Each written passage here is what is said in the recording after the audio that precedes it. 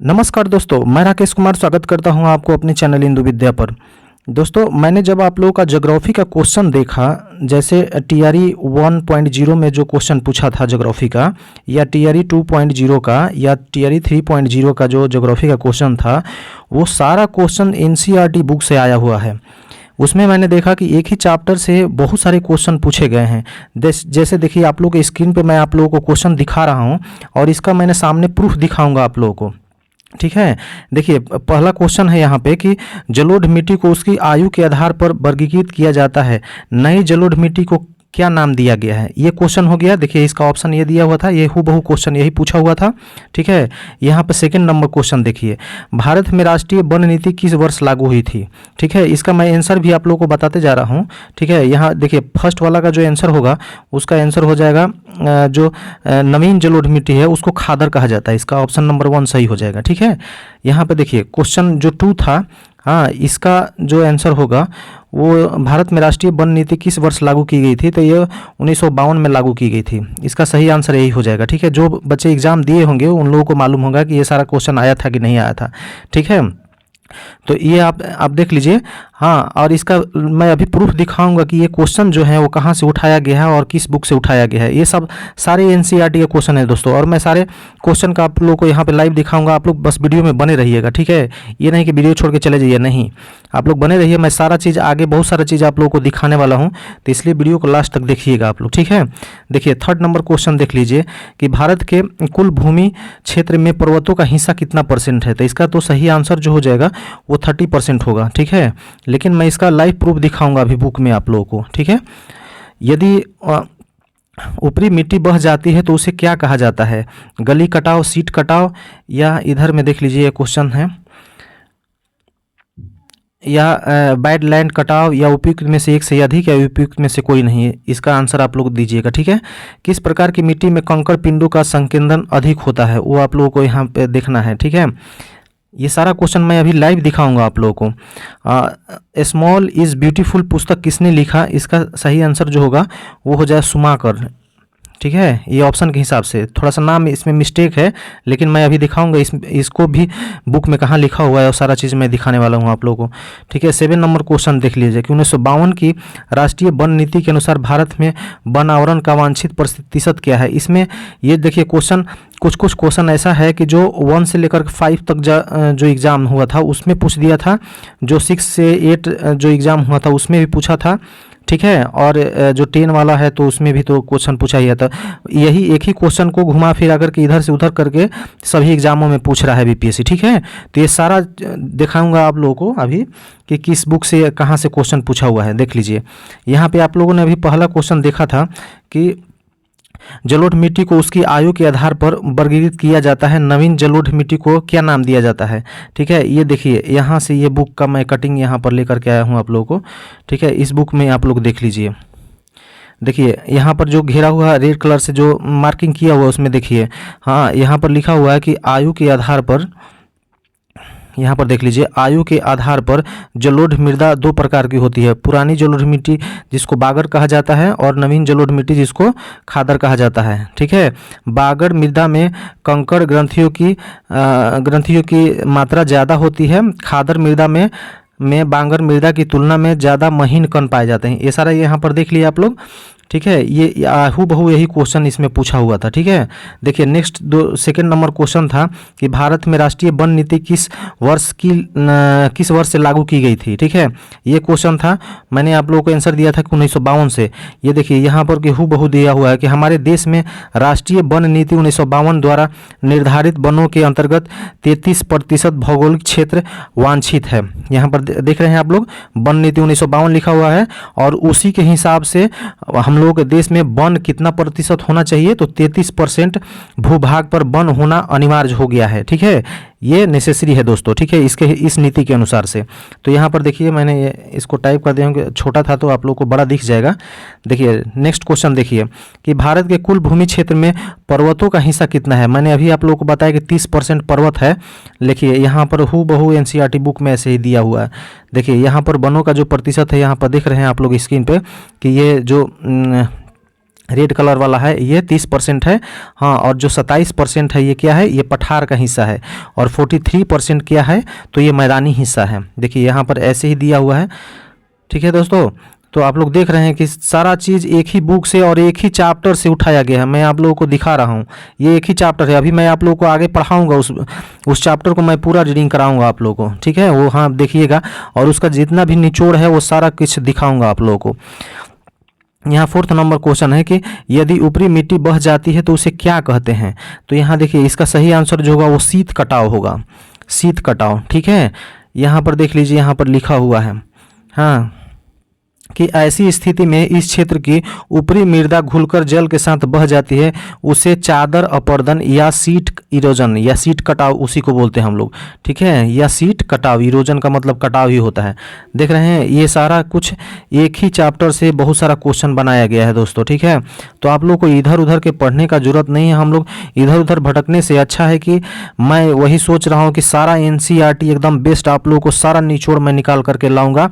और इस वीडियो में आगे आप लोग देखेंगे, अभी तो मैं क्वेश्चन दिखा रहा हूँ, आगे मैं सारा निचोड़ लाया हूँ आप लोगों के लिए, तो सारा मैं आज पढ़ाने वाला हूँ। ठीक है, देखिए किस प्रकार की मिट्टी में कंकड़ पिंडों का संकेंद्रण अधिक होता है। मैंने अभी बताया था आप लोगों को कि जो खादर मिट्टी होता है उसमें कम होता है, और बांगर मिट्टी जो होता है, जो पुरानी जलोढ़ मिट्टी है, उसमें कंकड़ पत्थरों की ज़्यादा ये होता है। ठीक है, संकेंद्रण होता है। तो अभी आप लोग ऊपर में देखे थे, यहाँ भी देख लीजिए आप लोग। देखिए खादर मृदा में बांगर मृदा की तुलना में ज़्यादा महीन कण पाए जाते हैं। और यहाँ पे लिखा हुआ है कि बांगर मृदा में कंकड़ ग्रंथियों की मात्रा ज़्यादा होती है। लिखा हुआ है एकदम हूबहू, और वो हूबहू क्वेश्चन छाप दिया है दोस्तों। ठीक है, तो ये देख लीजिए, मैं बोला था आप लोगों को सारा प्रूफ दिखाऊंगा।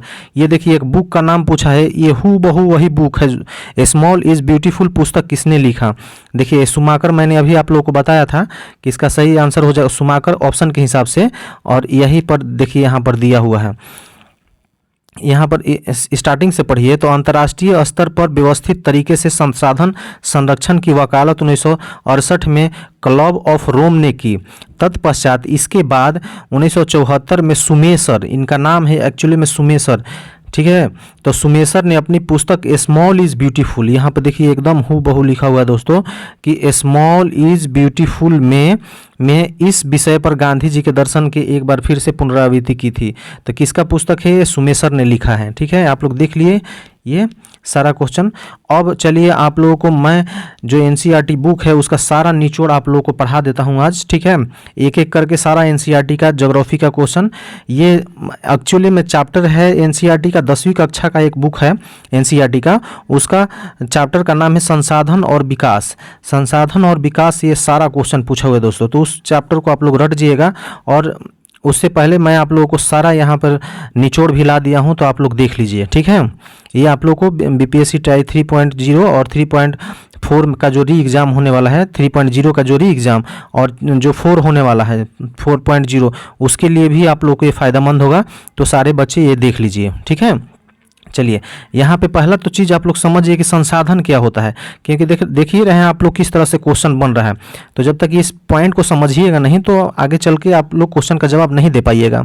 तो संसाधन उसे बोलते हैं, जैसे यहाँ पे पढ़ लीजिए कि हमारे पर्यावरण में उपलब्ध प्रत्येक वस्तु, जो भी पर्यावरण में उपस्थित वस्तु है, हमारी आवश्यकताओं को पूरा करने में प्रयुक्त की जाती है, और जिनको बनाने के लिए प्रौद्योगिकी उपलब्ध है, जो आर्थिक रूप से संभाव्य और सांस्कृतिक रूप से मान्य है, उसी को संसाधन कहा जाता है। ठीक है, संसाधन जैसे मान लीजिए कि जल संसाधन हो गया, मृदा संसाधन हो गया, हाँ वायु संसाधन हो गया, ये सारे हमारे लिए संसाधन है दोस्तों। ठीक है, तो उसी को संसाधन कहा जाता है।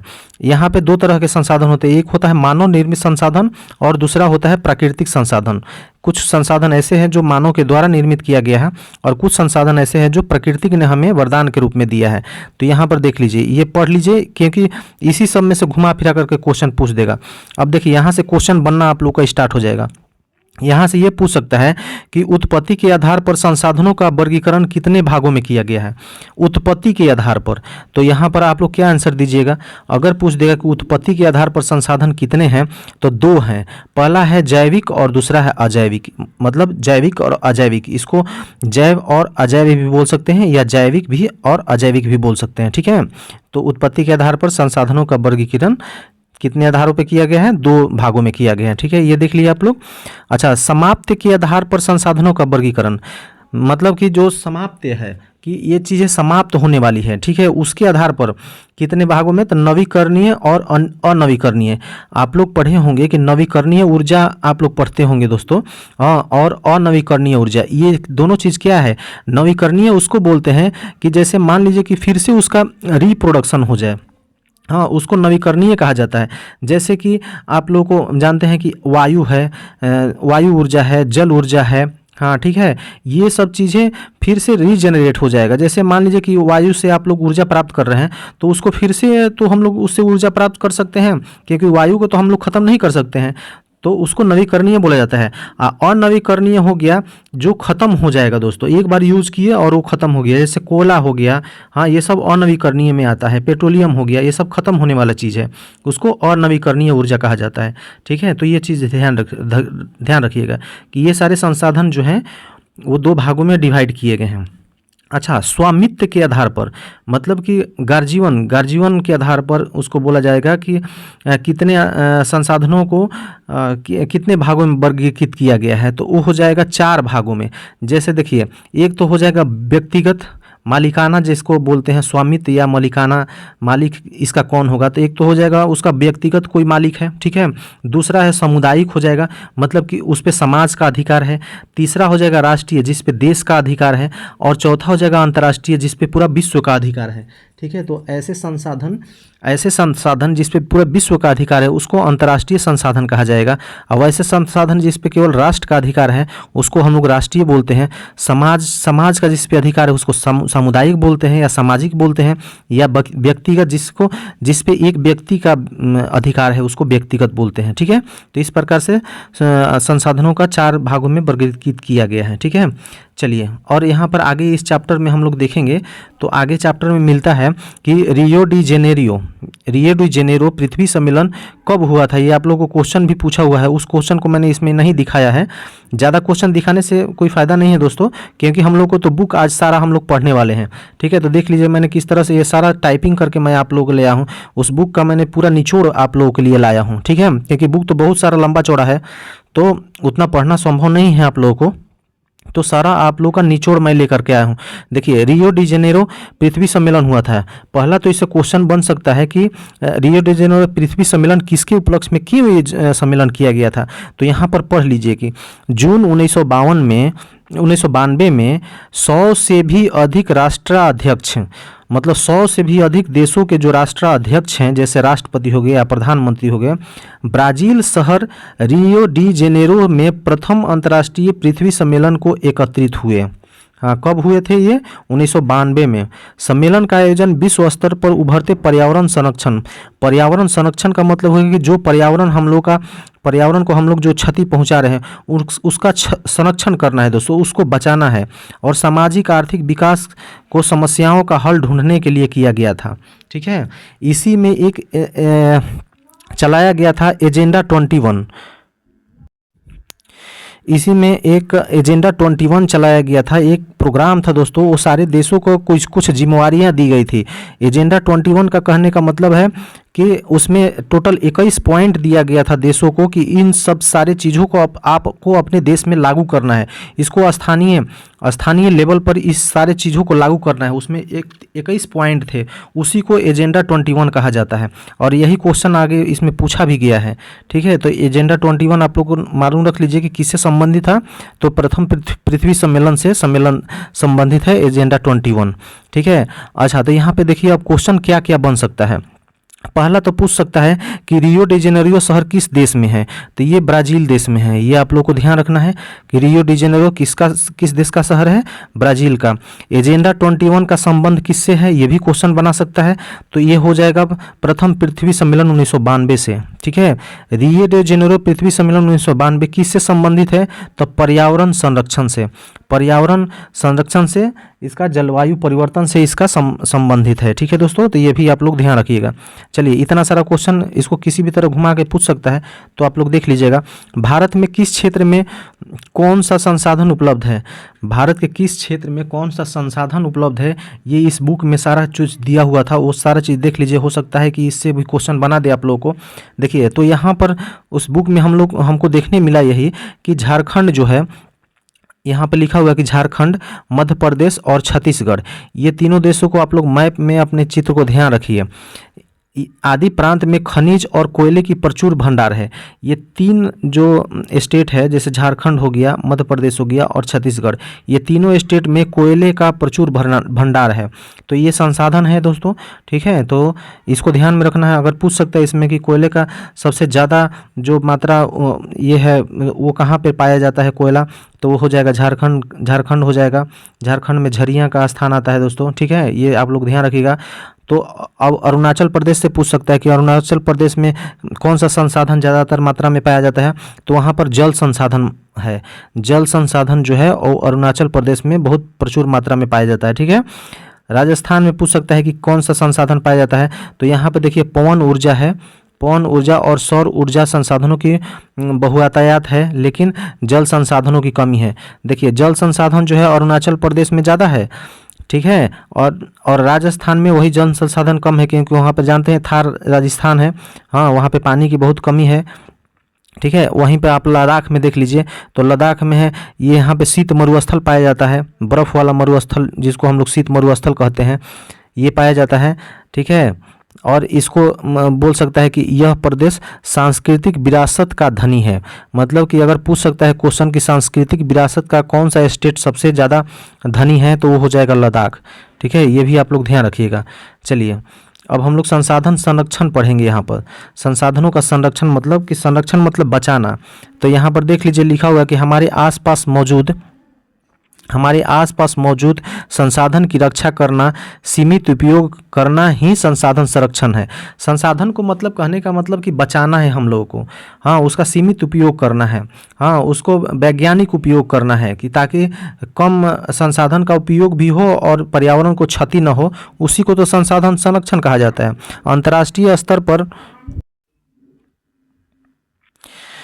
ठीक है, तो यही देखिए यहाँ पर है, अंतर्राष्ट्रीय स्तर पर व्यवस्थित तरीके से संसाधन संरक्षण की वकालत। अच्छा, संसाधन का संरक्षण करने के लिए सबसे पहले किसने कदम उठाया था, तो उसका नाम है क्लब ऑफ रोम। ये याद रखिए आप लोग, क्लब ऑफ रोम ने सबसे पहले संसाधन को संरक्षण करने के लिए वकालत किया था। उसके बाद 1974 में सुमेसर ने अपनी पुस्तक स्माइल इज़ ब्यूटीफुल, अभी आप लोगों को यही क्वेश्चन पूछा हुआ था। देखिए यहाँ पर आ गया कि सुमेसर ने 1974 में स्माइल इज़ ब्यूटीफुल पुस्तक में इस बात का जिक्र किया था। तो सबसे पहले अगर पूछेगा कि संसाधन संरक्षण के लिए कौन सा कदम उठाया, तो क्लब ऑफ रोम कहाँ पर पड़ता है, इटली की तरफ पड़ता है दोस्तों। तो उसने पहला कदम उठाया था। और दूसरा कदम किसने उठाया था, सुमेसर ने अपनी पुस्तक के माध्यम से। उसके पुस्तक का नाम था स्माइल इज़ ब्यूटीफुल। इस पुस्तक में उन्होंने पुनरावृत्ति किया था इसका। ठीक है, तो ये भी आप लोग देख लीजिएगा। यहाँ पर देख रहे हैं कि आप लोग को एक आवर कॉमन फ्यूचर नामक एक प्रोग्राम भी चलाया गया था। ठीक है, ये भी आप लोग देख लीजिए, इसको स्क्रीनशॉट ले लीजिएगा, इसको पढ़ लीजिएगा आप लोग। और पहला बार जो कदम उठाया गया वो ब्राज़ील में 1992 में आयोजित प्रथम पृथ्वी सम्मेलन द्वारा इसको किया गया। ठीक है, तो ये आप लोग ध्यान रखिए। अब चलिए हम लोग नेक्स्ट यहाँ पर देखने को मिलता है कि भारत की कुल भौगोलिक क्षेत्रफल, इस बुक में दिया हुआ था कि भारत की कुल भौगोलिक क्षेत्रफल कितना है, तो 32.8 लाख वर्ग किलोमीटर भारत का क्षेत्रफल इस बुक के हिसाब से दिया गया है। और ये क्वेश्चन पूछा भी है, तो ये भी आप लोग ध्यान रखिएगा। भारत का कुल क्षेत्रफल अगर पूछेगा कि भारत के क्षेत्रफल में कितना प्रतिशत पर पर्वत है, तो ये हो जाएगा आपको 30%। 30% पर पर्वत है और पठार जो है वो 27% पर है, और बाकी जो बचेगा 43% इसमें इस भूभाग पर आपको मैदानी इलाका मिलेगा। ठीक है, तो सबसे ज़्यादा अगर पूछेगा कि कौन सा इलाका है, तो वो हो जाएगा मैदानी इलाका, उसके बाद पर्वत, उसके बाद पठार। ठीक है, तो ये आप लोग देख लीजिए। भारत में वन वन से भी क्वेश्चन पूछा हुआ था। तो इसमें देख लीजिए कि इस बुक के हिसाब से जो मैं बहुत सारे चीज़ें अभी हैं जो मैं आप लोगों को नहीं बता रहा हूँ, लेकिन जो इस बुक में है वही चीज़ें मैं आप लोगों को केवल बता रहा हूँ, ठीक है। क्योंकि वन से और भारत के जो क्षेत्रफल आदि से बहुत सारे क्वेश्चन बनते हैं, लेकिन वो सब सारा क्वेश्चन नहीं पूछ रहा है, ये आपको एनसीईआरटी बुक से ही पूछ रहा है। तो जो आज एनसीईआरटी बुक में है वही सारा चीज़ हम लोग देखेंगे, मैं एक्स्ट्रा चीज़ आप लोगों को नहीं बता रहा हूँ, ठीक है। ये मत समझिएगा कि इतना ही बता करके रहने दिए, ठीक है। लेकिन हम आज एनसीईआरटी पढ़ा रहे हैं दोस्तों, तो इसलिए एनसीईआरटी में जो भी लिखा हुआ है बस उतना ही मैं आप लोगों को बता रहा हूँ। चलिए, भारत में जो वन है उसमें इस बुक में दिया हुआ था कि वनों का जो प्रतिशत है वो कितना हो जाएगा। तो अभी देखिए जो यहाँ पर 1952 का जो भारत में वन नीति है उसके हिसाब से कितना वन प्रतिशत होना चाहिए, तो 33%। लेकिन अभी भारत में फिलहाल कितना परसेंट है, तो मात्र 24.62% भूभाग पर ही वन है। तो सोच लीजिए कितना कम है, यानी कि लगभग 10-11% के करीब में कम है। 33% तक हम लोगों का लक्ष्य है कि 33% हम लोग को लाना है, लेकिन अभी 24.62% पर ही वन है, ठीक है। वन नीति अगर पूछेगा तो ये तो क्वेश्चन पूछ चुका है, फिर भी अगर पूछेगा तो ये हो जाएगा 1952 में लाया गया था। इसमें निर्धारित किया गया था कि 33% हिस्सों पर वन होना अनिवार्य है, ठीक है। चलिए, अब नेक्स्ट हम लोग देखते हैं मृदा संसाधन। मृदा संसाधन इस बुक के हिसाब से जो क्वेश्चन यहाँ पे जो मतलब यहाँ पे पॉइंट दिया हुआ था वो मैं सारा यहाँ पे टाइप कर दिया हूँ आप लोगों के लिए। भारत में कुल 8 प्रकार की मृदाएं पाई जाती है, ठीक है। भारत में भारत सरकार के द्वारा ये निर्धारित किया गया है कि भारत में कुल 8 प्रकार की मृदाएं हैं, जिसमें पहला है जलोढ़ मृदा, दूसरा है काली मृदा और लाल पीली मृदा और लैटेराइट मृदा, जंगली मृदा, मरुस्थलीय मृदा, नमकीन मृदा और पीट मृदा। इतना 8 प्रकार की है। ये 8 को आप लोगों को नाम ध्यान रखना है, ठीक है। अगर इसमें पूछेगा कि सबसे उपजाऊ कौन होता है, तो ये होता है जलोढ़ मिट्टी सबसे उपजाऊ है और सबसे भारत की सबसे महत्वपूर्ण मृदा यही है। बहुत मतलब भारत में सबसे ज़्यादा क्षेत्रों में फैली हुई मृदा यही है, ज़्यादा क्षेत्रों में पाई जाने वाली मृदा किस प्रकार का अगर पूछ देगा कि मृदा किस प्रकार का संसाधन है, मृदा भी तो संसाधन है, तो ये किस प्रकार का है, तो ये नवीकरणीय हो जाएगा, नवीकरणीय संसाधन है, ठीक है। ये आप लोग ध्यान रखिएगा। चलिए, अब थोड़ा सा मैप पर हम लोग देख लेते हैं कि किस क्षेत्र में कौन सा मृदा पाया जाता है। तो देखिए, यहाँ पर आप लोग देख रहे हैं कि जलोढ़ मृदा यहाँ पर आप लोग को दिखाई दे रहा है। ये जो ग्रीन वाला पार्ट है दोस्तों, यहाँ से ये पूरा ये जलोढ़ मृदा का भाग है। आप लोग देख रहे हैं कि किस तरह से ये गुजरात तक फैला हुआ है। इधर गुजरात राजस्थान के कुछ भागों में इंटर करता है और यूपी पूरा, हाँ, यूपी हरियाणा पंजाब इधर पूरा है और बिहार तक ये पश्चिम बंगाल में भी फैला हुआ है, ठीक है, इस तरह से। हाँ, ये इसका कुछ भाग आप लोगों को असम में भी देखने को मिल रहा है इस तरह से। तो यहाँ पे कहा जाता है कि जो गंगा नदी है, यमुना नदी है और जो सिंधु नदी है, सिंधु, गंगा, यमुना और ब्रह्मपुत्रा नदी इधर जो अरुणाचल प्रदेश होकर के असम में बहती है, यहाँ से निकल के ब्रह्मपुत्रा नदी, उस ब्रह्मपुत्रा नदी के क्षेत्र में भी कौन सा मिट्टी पाया जाता है, तो जलोढ़ मिट्टी पाया जाता है, ठीक है। तो ये भी आप लोगों को ध्यान रखना है।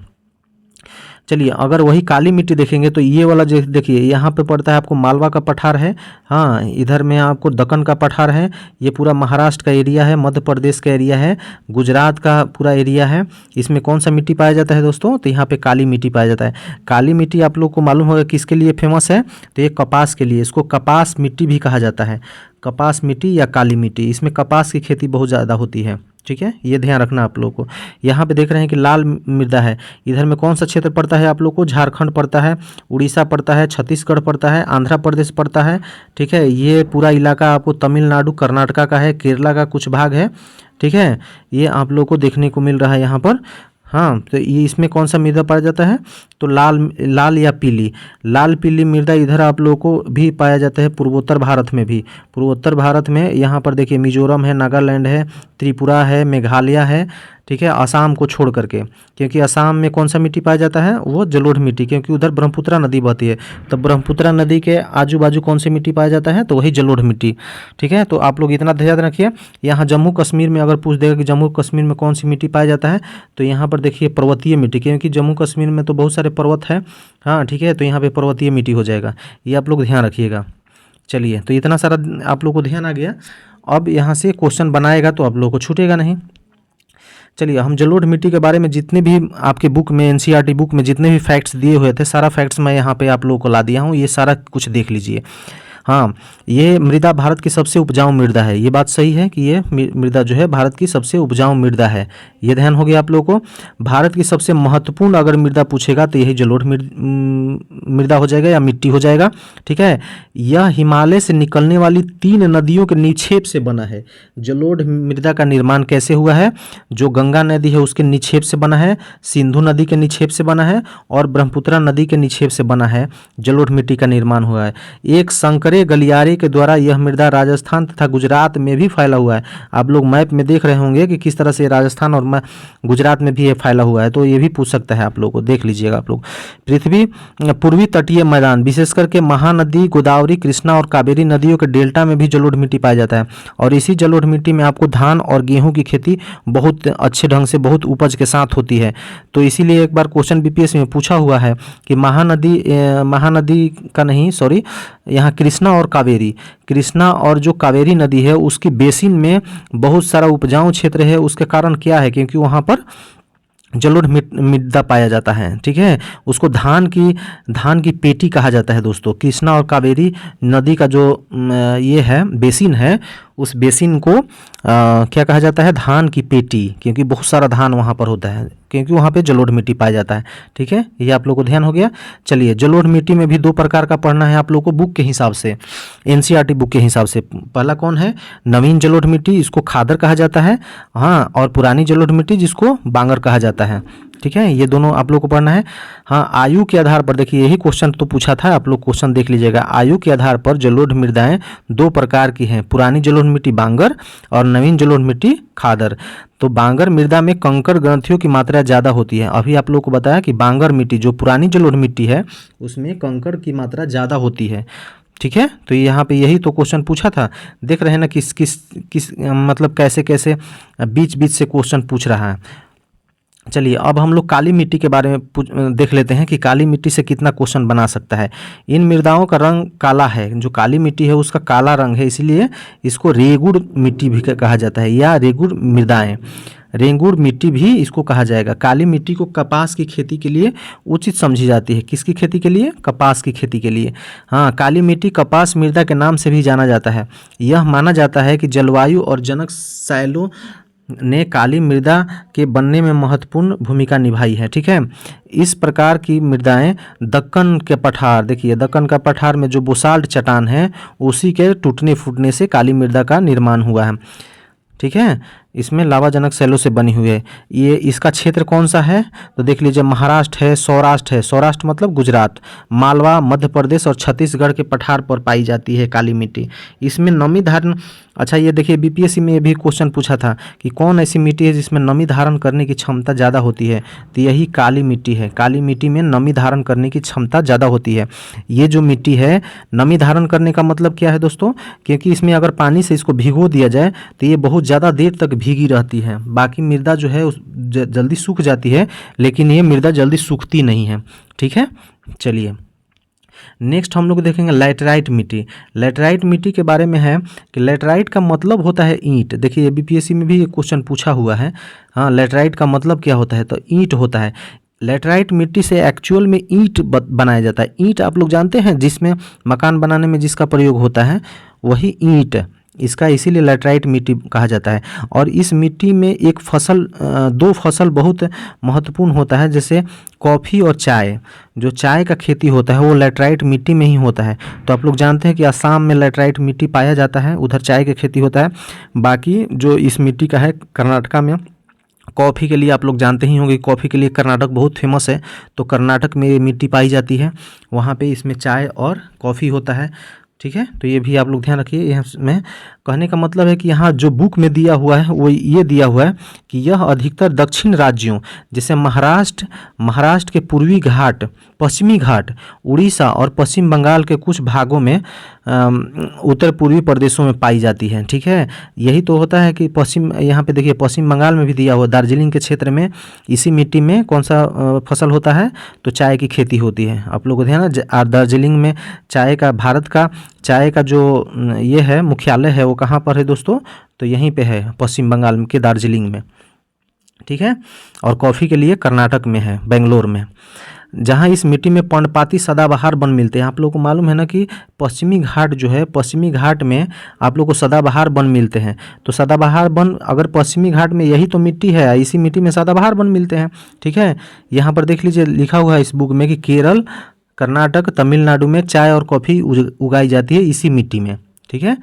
और यहाँ पर दे रहा है कि तमिलनाडु, आंध्र प्रदेश और केरल में लाल लेटराइट मृदा में काजू की फसल होती है। देखिए ये भी महत्वपूर्ण है, ये भी ध्यान रखिएगा।